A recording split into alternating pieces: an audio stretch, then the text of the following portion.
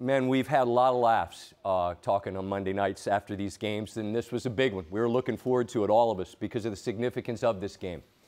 And here we are at this moment, and a young man fights for his life. And gratefully, it's nothing that we have a great deal of context with. But Joe, I'll begin with you, and I salute the work that you all did there, just allowing the moments to happen and try to provide the context as they did. How do you describe what you've been processing since this happened? It's really hard. You know, it's hard just to describe it. I mean, you know, what we all feel. You know, you think about the Hamlin family and what they're all going through. That's the focus. But you know, this went from a sports story to a news story, from a sporting event to a matter of life and death like that.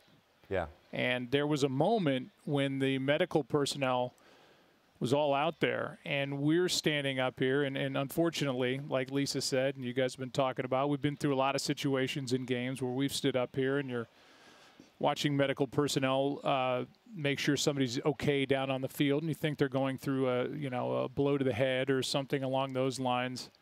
And it switched. It switched quickly, and it went from what is the typical everybody gather around, let's make sure this player is okay, to those who were on the field in his immediate vicinity administering CPR and really pounding on his chest.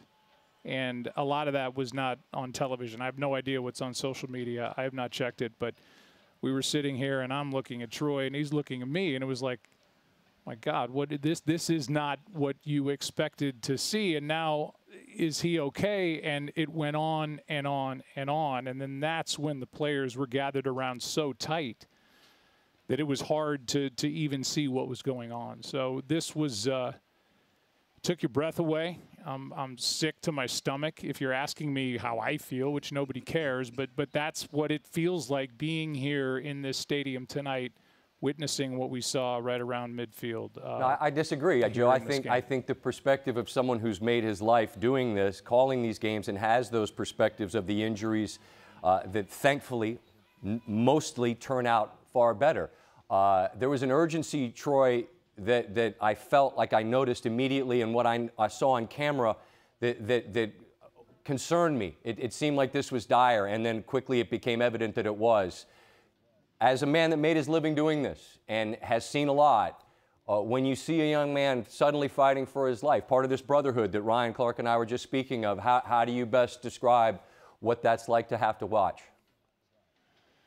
Well, I can only speak of what it was like to watch tonight, because no one's experienced anything like this. Ryan Clark hasn't, as he expressed, and all the other players. Booger McFarland, who was in studio earlier tonight talking about it, and it really is unprecedented, as we know. So you're right. The gravity of the situation became very clear very, very soon. I saw the same things that you were seeing back in studio as far as them administering CPR feverishly.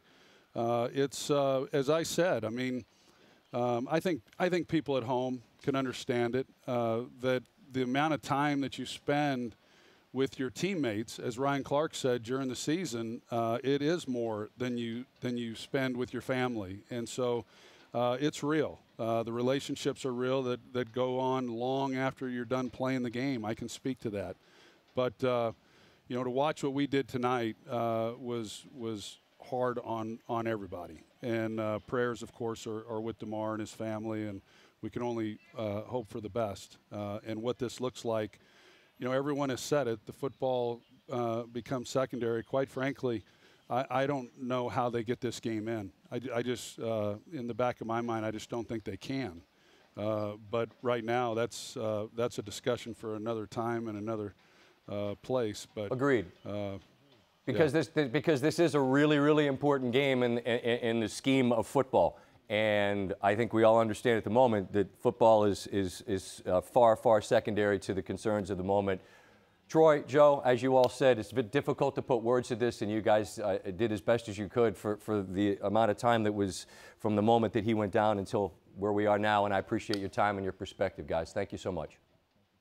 No. Of course, Scott, thank you. You just hope and pray for him, and when you're going through that, you hope you put the right words to it, and we all we were in shock, and you could see shock all over the faces of those players, and just hoping and praying for the best.